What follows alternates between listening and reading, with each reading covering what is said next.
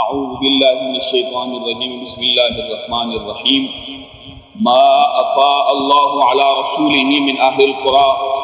فللہ وللرسول ولذی القربى والیتامى والمساکین وابن السبیل کی لا یکون دولة بین الاغنیاء منکم، کہ اللہ نے ان بستیوں والوں سے جو اموال نکال کر اپنے رسول پر لوٹا دیے سو وہ اللہ کے ہیں، اور رسول پاک علیہ السلام اور رسول کے قرابت داروں کے اور یتیموں کے اور مسکینوں کے اور مسافروں کے، تاکہ وہ اموال تم میں سے صرف مالداروں کے درمیان گردش نہ کرتے رہیں۔ اس کے متعلق ہم نے یہ بات عرض کی تھی کہ یہاں پر ایک بہت بڑا جو مسئلہ ہے جس میں انتہائی نزاع پیدا کیا جاتا ہے، یا اس کو جان بوجھ کر ایسی ہوا دی جاتی ہے کہ جس پر ماحول کو خراب کیا جائے۔ مقدسات کی توہین لازمی بات ہے کہ جب کسی کے مقدسات کی توہین کی جائے گی تو یہ ماحول خراب کرنے والی بات ہے۔ اس حوالے سے ویسے ابھی گزشتہ دنوں میں پاکستان میں ناموس صحابہ اور ناموس اہل بیت رضوان اللہ تعالی علیہم اجمعین اور امہات المومنین کے حوالے سے ایک بل پاس ہوا، وہ بڑا خوشائن کہ جو صحابہ کرام کی اہل بیت اطہار کی یا ان پاکوں کی کسی کی گستاخی کرے گا تو تقریباً 10 سال قید ہے، پھر مختلف سزائیں ہیں اس حساب سے۔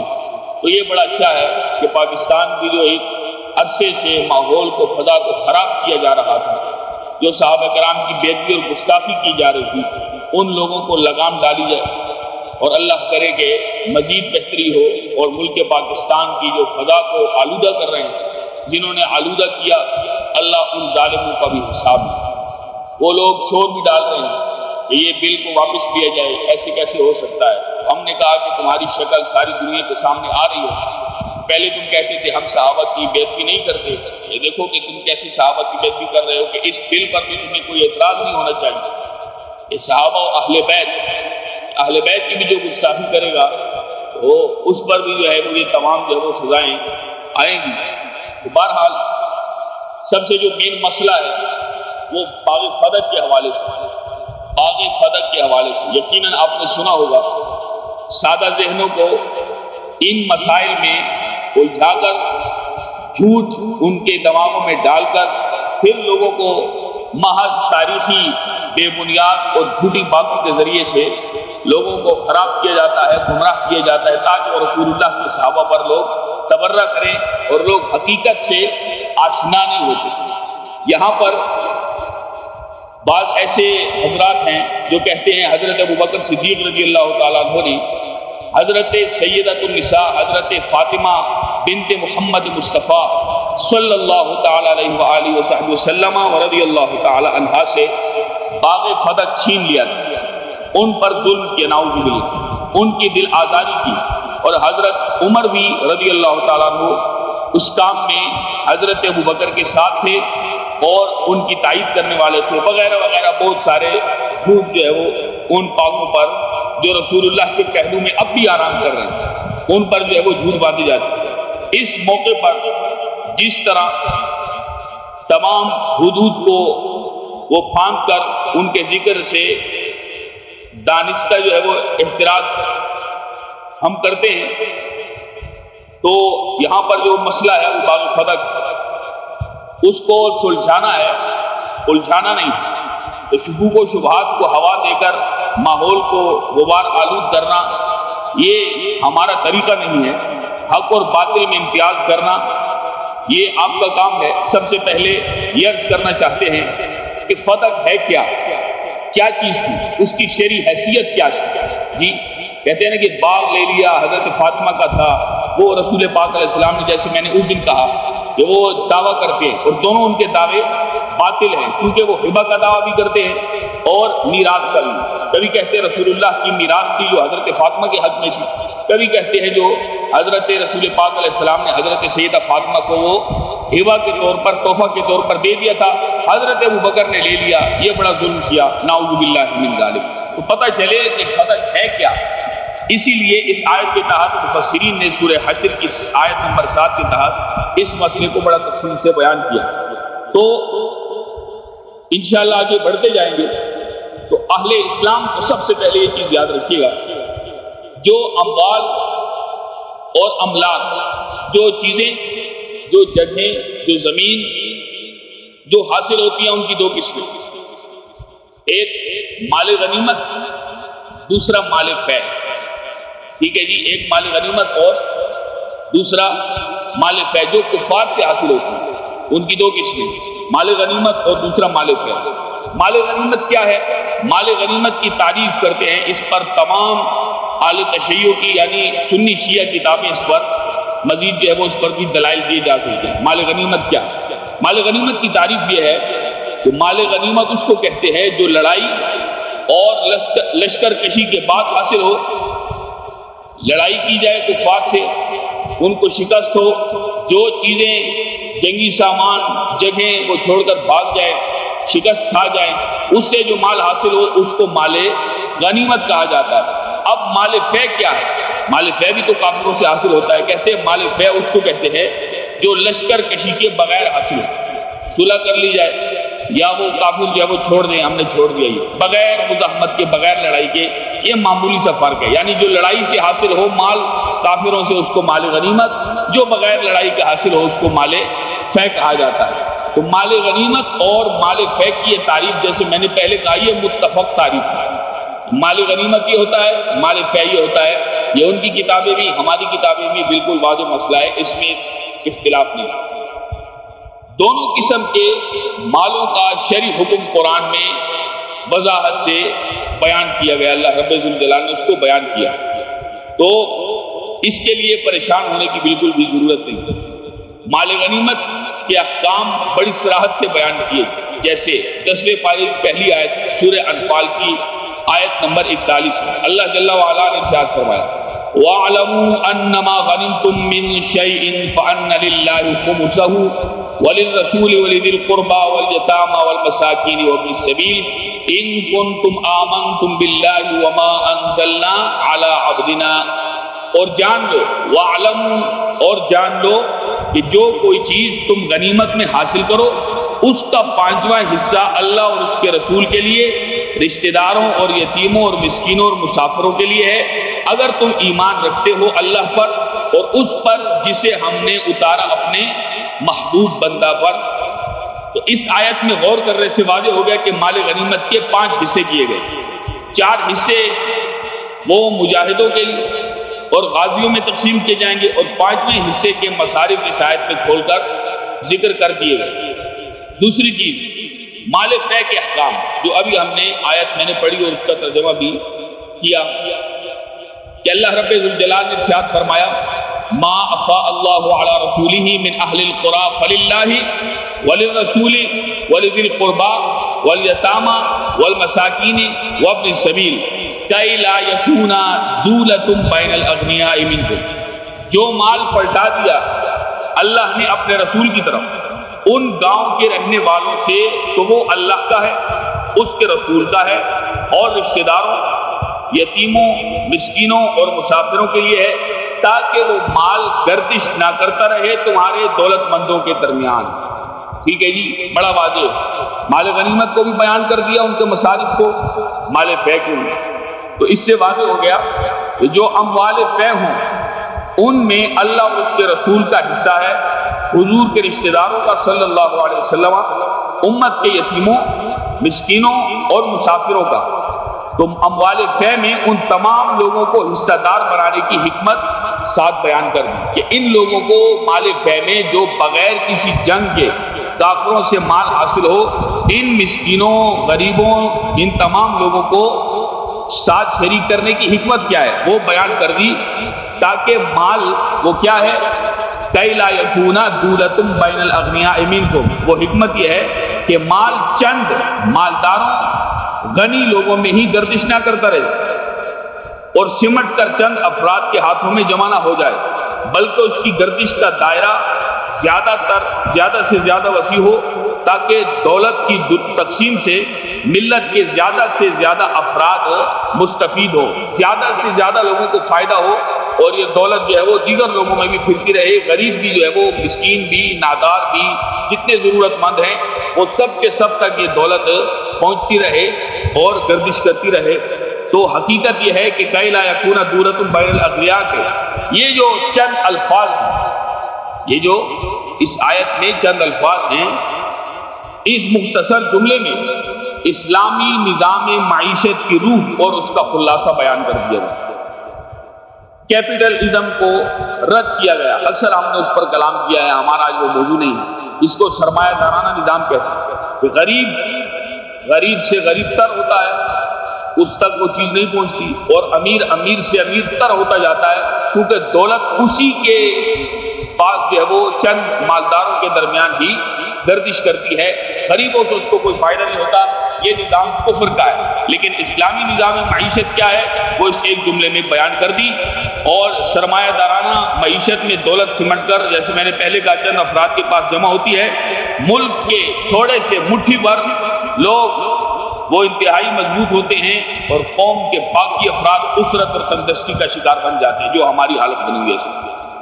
یہ سرمایہ دارانہ نظام کفر کا بیکار تباہ شدہ نظام، جس میں مضبوط آدمی چند لوگ مالدار، سارے تو مالدار نہیں، وہ بڑے بڑے سرمایہ دار، ان تک کی دولت ہے، وہ سودی نظام، وہ بیکار سرمایہ دارانہ نظام، اس کو کیپٹلزم، جو الحاد کا، کفر اور بے دینی کا بنایا ہوا نظام ہے، جو کہ ہمارے اوپر مسلط کیا ہے، چونکہ مسلمان قرآن سے بیچارہ واقف نہیں ہے، پڑھ نہیں سکتا، تو ان مسائل کو کیسے سیکھے گا؟ اسلامی نظام معیشت کیا ہے؟ وہ سمجھتا ہے بس یہ قرآن ہے، صرف مرنے کے لیے اور قبر میں جانے کے لیے، ختم کے لیے ہے، اور کچھ پتہ نہیں کہ نظام معیشت، نظام سیاست، نظام معاشرت یہ کیسے پتہ چلے گا؟ سب کچھ قرآن نے، اسلام نے بیان کیا، اور بڑا واضح کہ ہر بندہ فائدے میں رہتا ہے، ٹھیک ہے جی۔ لیکن یہ جو دوسرا نظام ہے وہ آپ دیکھ رہے ہیں، ہر بندہ رو رہا ہے۔ جب تک اسلام کے مطابق، قرآن کے ان احکامات کے مطابق نظام کو، معیشت کو نہیں چلایا جائے گا، یہ 1000 سال بھی گالیاں حکمرانوں کو دیتے رہے، حکمران آتے رہے جاتے رہے، لوگ ایسے ہی جاہل کے جاہل رہے، یہ روتے ہی رہیں گے، کبھی ٹھیک نہیں ہوں گے۔ یہ بددعا نہیں ہے، بلکہ یہ وہ حقیقت بیان کر رہا ہوں کہ جو قرآن کے بالکل خلاف چلنے پر آدمی جس حقیقت کا سامنا کرتا ہے۔ بہرحال تو قوم کے چند لوگ مضبوط ہوتے ہیں، باقی پوری قوم تندرستی میں، اسرت میں، بے روزگاری میں، جو ہماری حالت ہے اس وقت، ناروزگار ہے، مہنگائی ایسی کہ لوگ اپنی اولاد کے گلے کاٹنے پر مجبور ہیں، لوگ پھانسیاں کر رہے ہیں، حکمرانوں کو کوئی پرواہ نہیں۔ یہ حالات ہوتے ہیں کہ باقی قوم ساری کی ساری ان چیزوں کا شکار بن جاتی ہے۔ تو اسلام نے سرمایہ داری کی پہلے ہی اس کی بے خونی کر اس کی جڑ کو کاٹ دیا کہ اسلامی نظام میں سرمایہ داری کا کوئی وجود نہیں، اور نہ اس کے لیے کچھ جگہ ہے، اور اسلامی معاشرے کا مزاج اس طرح کیا کہ وہاں سرمایہ داری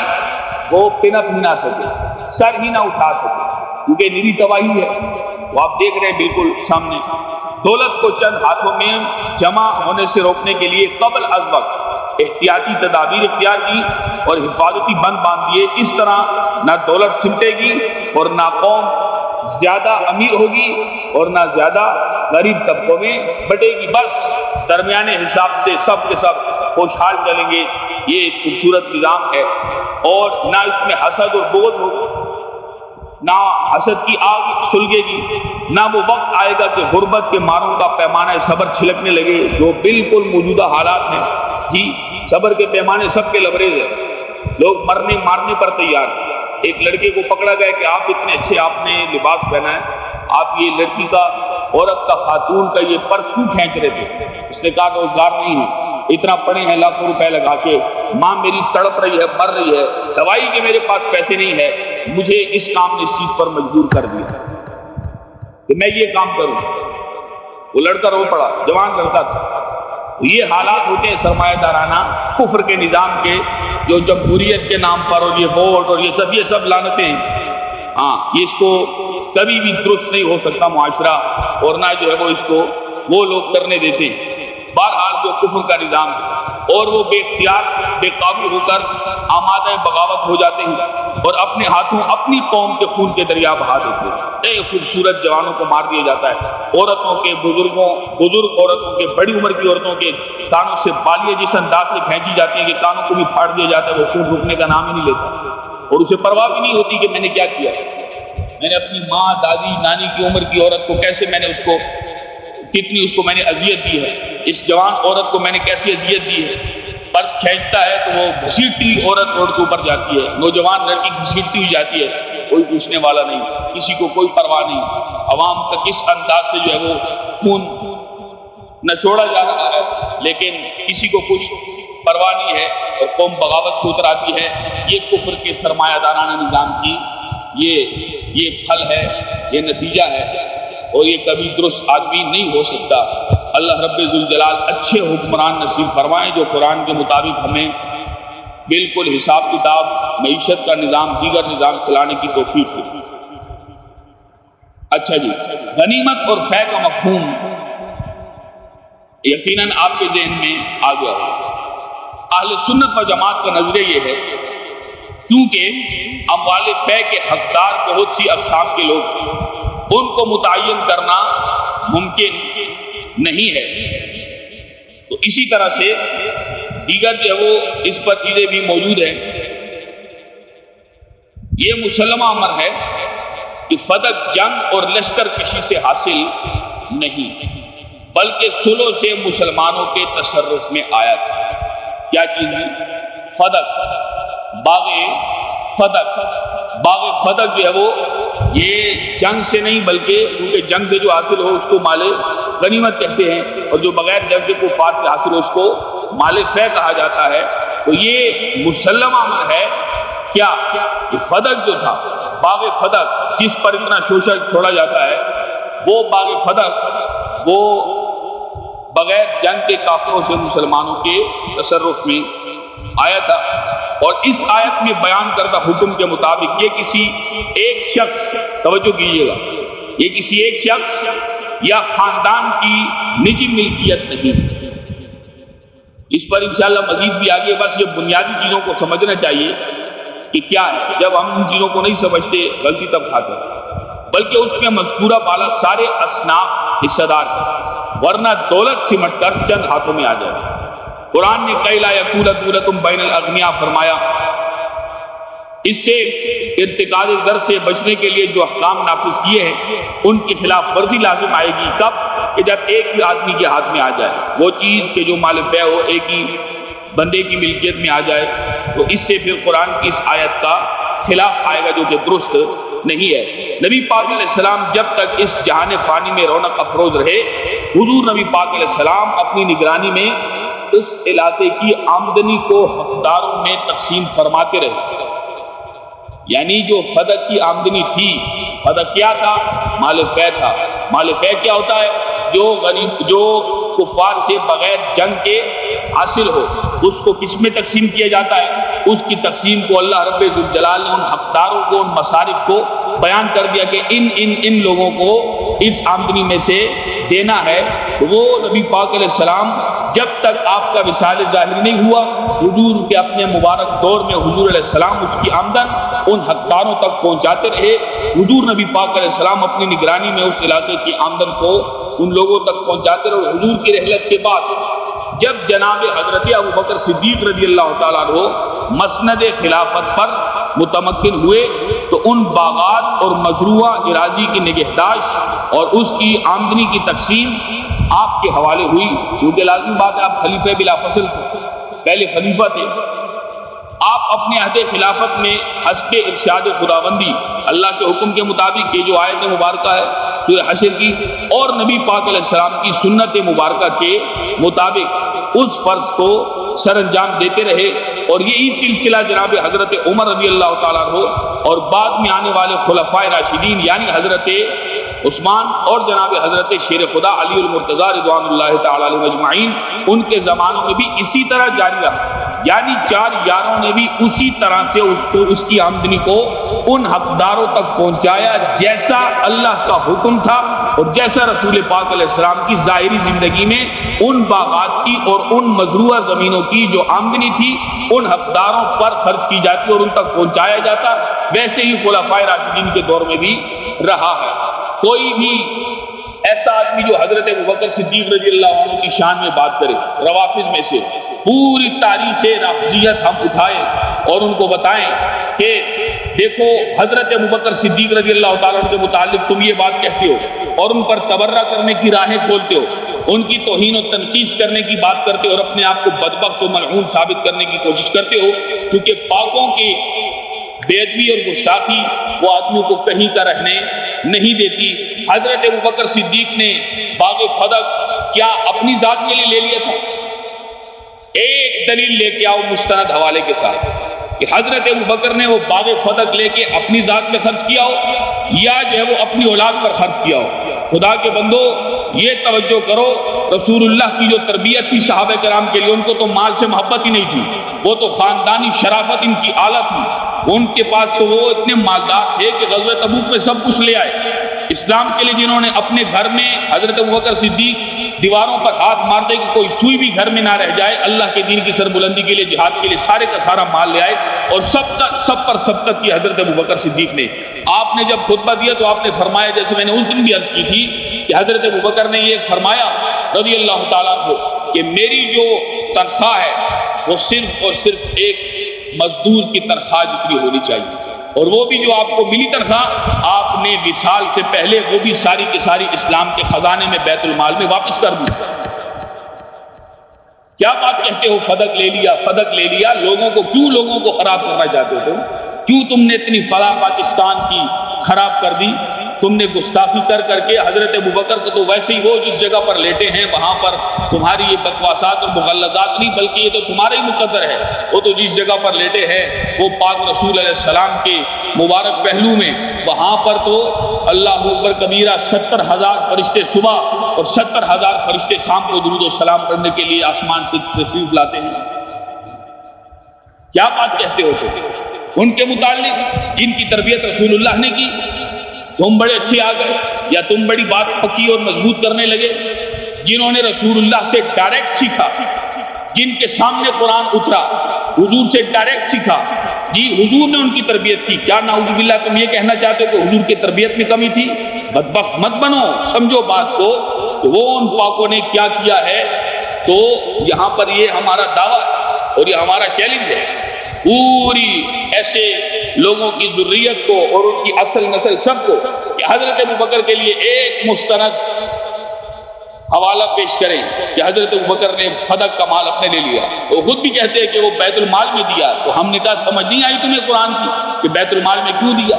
ان حقداروں کو کیوں دیا جن کو رسول اللہ صلی اللہ علیہ وسلم دیتے تھے۔ آگے بھی انشاءاللہ ہم اس کو مزید ذکر کرتے ہیں۔ تو بہرحال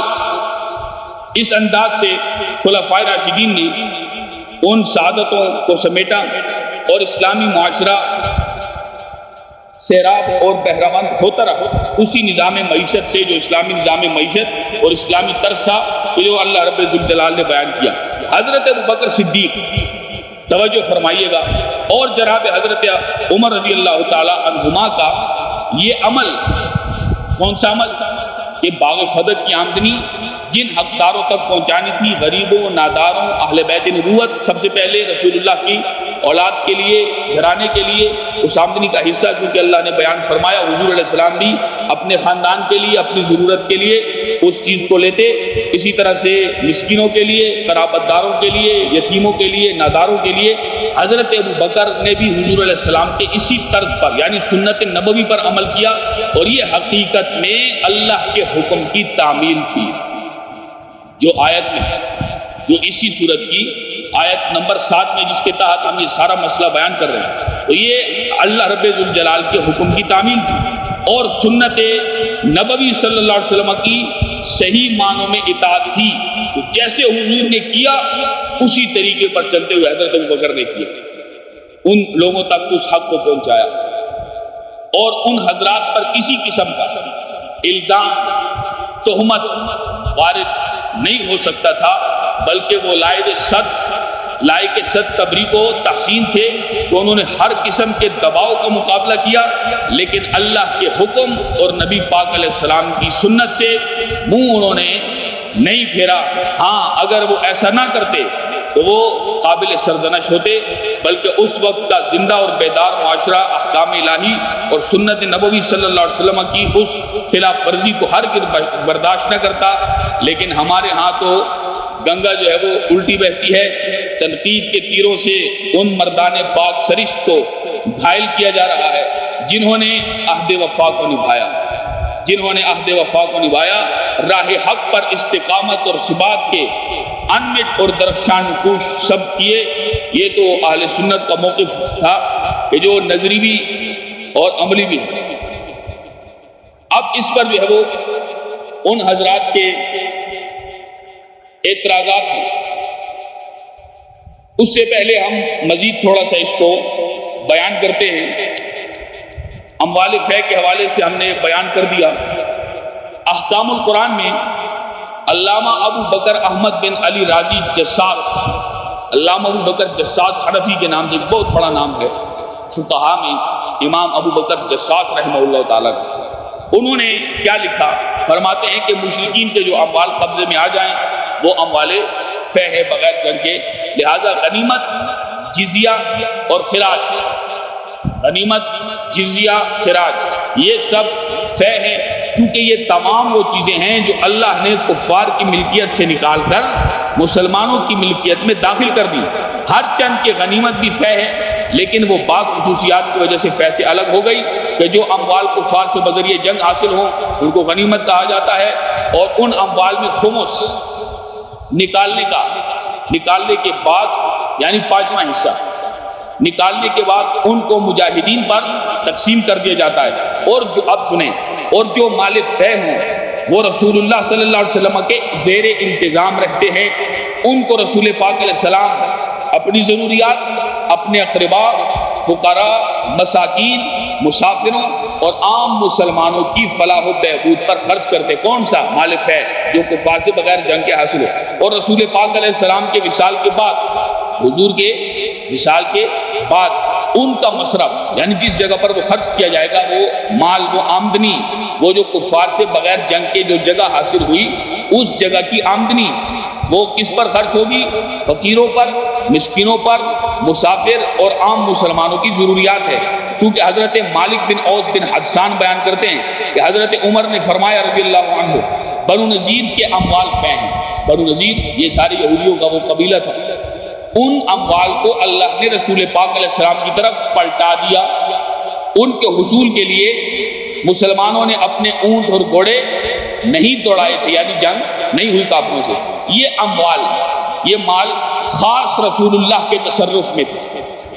صلی اللہ علیہ وسلم۔ آپ ان اموال میں سے اپنے اہل و عیال کے لیے 1 سال کا خرچ نکالتے تھے،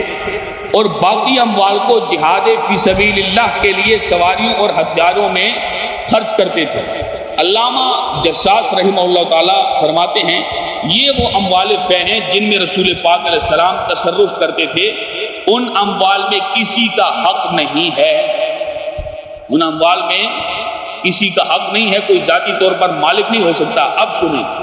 الا یہ کہ نبی کریم علیہ السلام ان اموال میں سے کسی کو کچھ عطا فرما دیں، ان اموال میں سے نبی پاک علیہ السلام اپنے اہل پر یعنی اپنے خاندان والوں پر، گھر والوں پر خرچ کرتے، اور باقی اموال کو سواریوں اور ہتھیاروں پر خرچ کرتے تھے، کیونکہ ان اموال کو مسلمانوں نے جنگ کے ذریعے حاصل نہیں کیا تھا بلکہ صلح کے ذریعے حاصل کیا تھا۔ ارض فدق کی زمین اور ارینہ کے اموال کا بھی یہی حکم ہے۔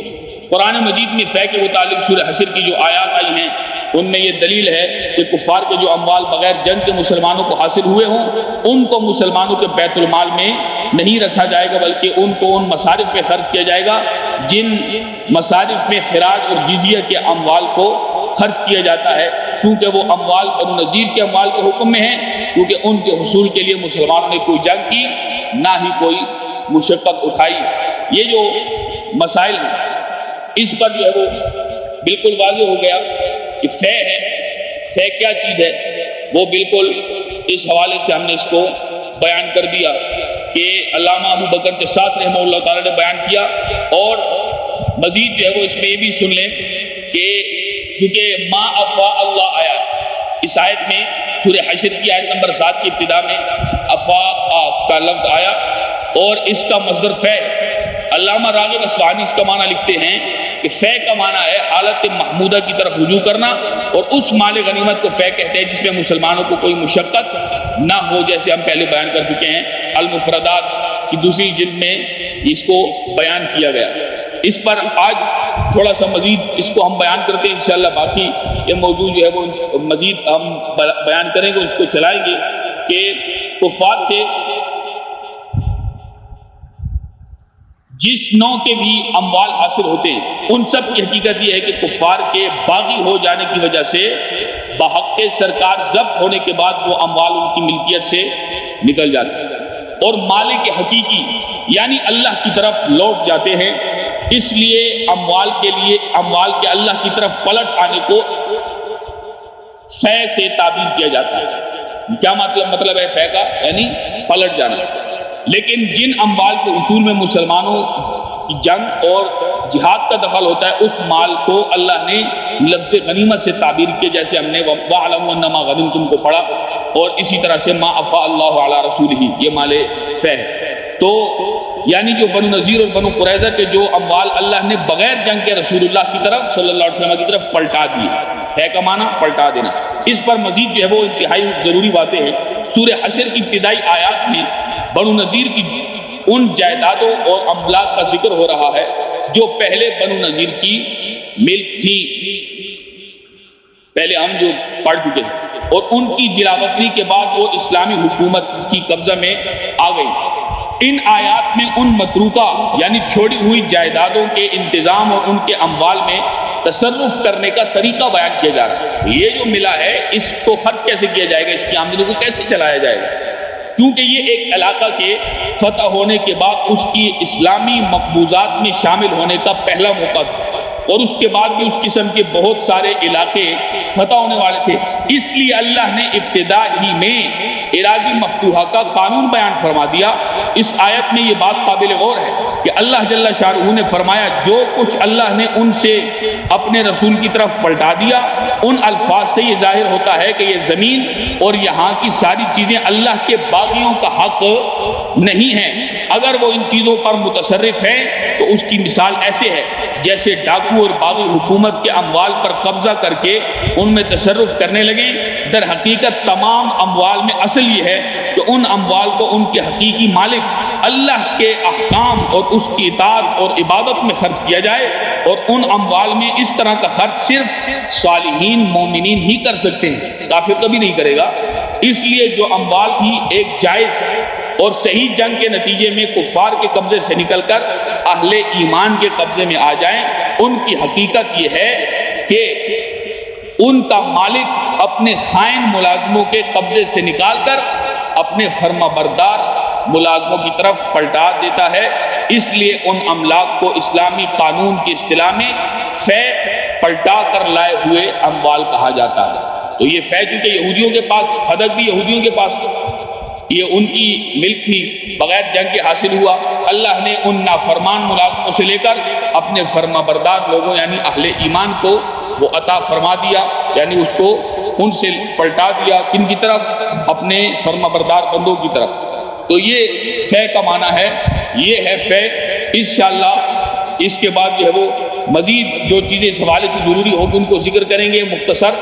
اور اس کے بعد انشاءاللہ جو ان کے اعتراضات ہیں حضرت ابوبکر صدیق رضی اللہ تعالیٰ عنہ کی خلافت کے زمانے میں کہ انہوں نے فتح حضرت سیدہ کو نہیں دیا، جو ان کا دعویٰ تھا حقیقت سے اس کا کیا تعلق ہے، انشاءاللہ دلائل کے میدان میں اس کو ہم بیان کریں گے۔ اور اہل سنت کا موقف بالکل جو صاف اجلے دن کی طرح، چڑھے ہوئے دن کی طرح واضح ہے، اس کو انشاءاللہ ہم بیان کر کے اپنے لوگوں تک پہنچانے کی کوشش کریں گے۔ اللہ رب ذوالجلال ہم سب کو اس پر اجر عظیم نصیب فرمائے اور حق سچ بیان کرنے کی توفیق نصیب فرمائے۔ وما علیہ الا البلاغ۔